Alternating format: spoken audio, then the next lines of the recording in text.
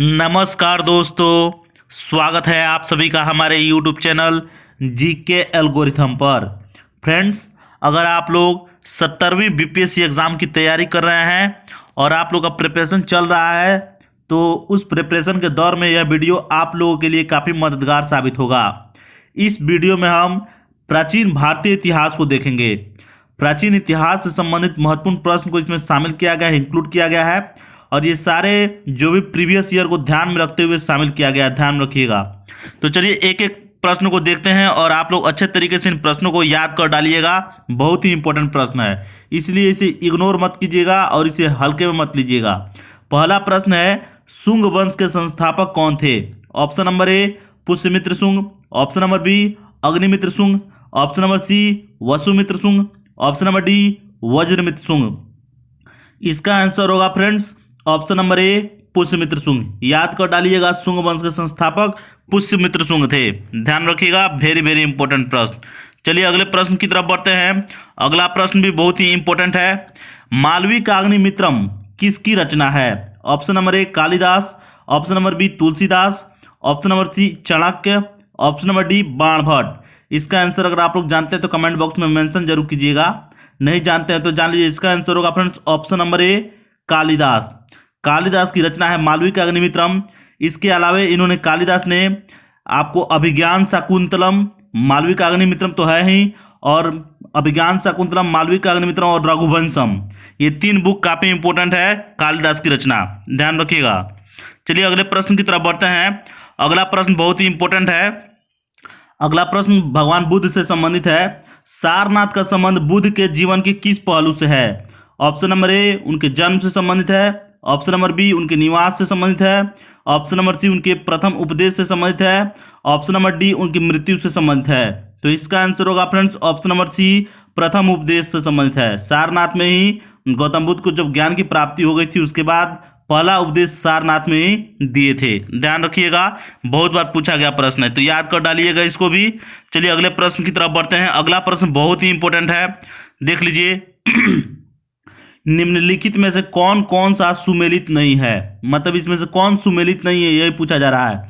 Option number A Maurya साम्राज्य Chandragupta Maurya, option number B Shunga राजवंश Pushyamitra Shunga, option number C Satavahana राजवंश गौतमीपुत्र सातकर्णी, या ऑप्शन नंबर डी पाल वंश गोपाल। इसका आंसर अगर आप लोग जानते हैं कमेंट बॉक्स में जरूर लिखिएगा, नहीं जानते हैं तो जान लीजिए। इसका आंसर होगा friends option number C Satavahana राजवंश गौतमीपुत्र सातकर्णी। आप लोग बोलिएगा ऐसा क्यों? तो आप सभी की जानकारी के लिए मैं बता दूं कि मौर्य साम्राज्य यानी मौर्य वंश के जो संस्थापक थे वो चंद्रगुप्त मौर्य थे, शुंग राजवंश के जो संस्थापक थे वो पुष्यमित्र शुंग थे, और पाल वंश के जो संस्थापक थे वो गोपाल थे, लेकिन सातवाहन वंश के जो संस्थापक गौतमीपुत्र सातकर्णी नहीं है। तो आप बोलिएगा कि सातवाहन राजवंश की संस्थापक कौन है? तो उनका नाम है फ्रेंड्स सीमुख। ध्यान रखिएगा, उनका नाम है सीमुख। ये गौतमीपुत्र सातकर्णी जो हैं ये सातवाहन राजवंश के शासक तो हैं, लेकिन संस्थापक नहीं है, बाद के शासक हैं। तो याद में रखिएगा सीमुख यहाँ पे होगा, इसलिए इसका आंसर ऑप्शन नंबर सी होगा। याद रखिएगा, वेरी वेरी इंपॉर्टेंट प्रश्न। चलिए अगले प्रश्न की तरफ बढ़ते हैं। अगला प्रश्न देख लीजिए, 5 नंबर प्रश्न। महाभारत में पार्थ किस पात्र का नाम था? ऑप्शन नंबर ए अर्जुन का, ऑप्शन नंबर बी भीम का, ऑप्शन नंबर सी कृष्ण का, ऑप्शन नंबर डी युधिष्ठिर का। इसका आंसर होगा फ्रेंड्स ऑप्शन नंबर ए अर्जुन का। आप सभी को मैं बता दूं कि गीता में भी आप लोगों को जहां जहां पर देखने को मिलेगा ऐसा कि भगवान श्री कृष्ण कहते हैं हे पार्थ, यानी वो संबोधित करते हैं किनको? अर्जुन को, और उसके बाद अपनी बातों को भगवान श्री कृष्ण कहते हैं। तो ये याद रखिएगा, इसका आंसर अर्जुन होगा। चलिए अगले प्रश्न की तरफ बढ़ते हैं। अगला प्रश्न 6 नंबर प्रश्न। सिंधु घाटी सभ्यता से संबंधित निम्नलिखित में से कौन मोहनजोदड़ो की सबसे बड़ी इमारत है? ऑप्शन नंबर ए महान अन्न भंडार, ऑप्शन नंबर बी महान स्नानागार, ऑप्शन नंबर सी आयताकार भवन, option number D Vidhan Sabha hall. इसका आंसर जो होगा फ्रेंड्स वो महान अन्न भंडार होगा। ध्यान रखिएगा, याद रखिएगा, महान अन्न भंडार जो है फ्रेंड्स यही मोहनजोदड़ो की सबसे बड़ी इमारत है। याद रखिएगा, मोस्ट इंपोर्टेंट प्रश्न है। सबसे बड़ी इमारत महान अन्न भंडार या अन्न भंडार, याद रखिएगा। 7 नंबर प्रश्न देख लीजिए। किसने सिंधु घाटी सभ्यता को हड़प्पा सभ्यता का नाम दिया? Option number A John Marshall, option number B Mortimer Wheeler, option number C Dayaram Sahni, option number D R D Banerji यानी राखल दास बनर्जी। इसका आंसर होगा friends option number A John Marshall. याद रखिएगा, जॉन मार्शल जो थे फ्रेंड्स, ये सिंधु घाटी सभ्यता के हड़प्पा सभ्यता नाम दिया था। हड़प्पा सभ्यता का नाम जो है सिंधु घाटी की सभ्यता नाम दिया था। तो ये याद रखिएगा, मोस्ट इंपोर्टेंट प्रश्न है। 8 नंबर प्रश्न देख लीजिए। 8 नंबर प्रश्न क्या कहता है, इंडिका किसकी रचना है। इंडिका एक पुस्तक है फ्रेंड्स।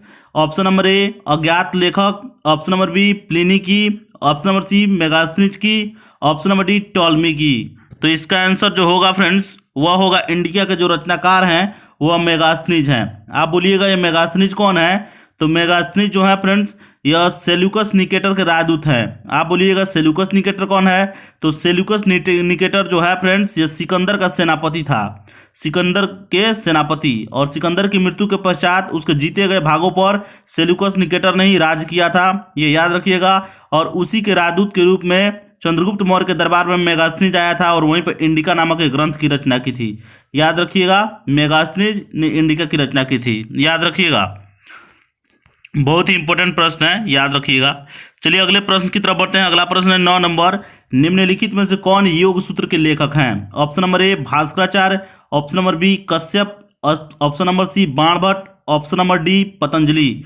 इसका आंसर होगा friends option number D Patanjali. ध्यान रखिएगा, पतंजलि इसका आंसर होगा। योग सूत्र आप सभी को पता होगा, बाबा रामदेव पतंजलि ब्रांड को चलाते हैं, उसी को ध्यान में रख करके तो उससे आप लोग याद रख सकते हैं। पतंजलि योग सूत्र के रचयिता हैं या लेखक हैं। आइए अगले प्रश्न की तरफ बढ़ते हैं। अगला प्रश्न है 10 नंबर, प्रथम बौद्ध संगीति किस स्थान पर आयोजित की गई थी। Option number A Pataliputra, option number B Vaishali, option number C Rajgir, option number D Kashmir. इसका आंसर जो होगा फ्रेंड्स आप लोग जानते होइएगा तो कमेंट बॉक्स में जरूर मेंशन कर दीजिएगा, नहीं जानते तो मैं तो बताऊंगा ही। इसका आंसर होगा friends option number C Rajgir. Rajgiri होगा फ्रेंड्स, प्रथम बौद्ध संगीति का आयोजन राजगिरी में किया गया था, तो ये ध्यान रखिएगा। तो फ्रेंड्स आप सभी लोग बताइए प्रश्न आपको कैसे लगे। आप लोग तैयारी में मैं रोज कुछ ना कुछ डालूंगा इस चैनल पर, चैनल को सब्सक्राइब जरूर कर लीजिएगा। और मोस्ट इंपोर्टेंट जो बीपीएससी के लिए जो क्वेश्चन होंगे वैसे ही प्रश्नों को मैं शामिल करूंगा, तो चैनल को सब्सक्राइब जरूर कर लीजिएगा। चलिए मिलेंगे फिर नेक्स्ट वीडियो में। नमस्कार, धन्यवाद।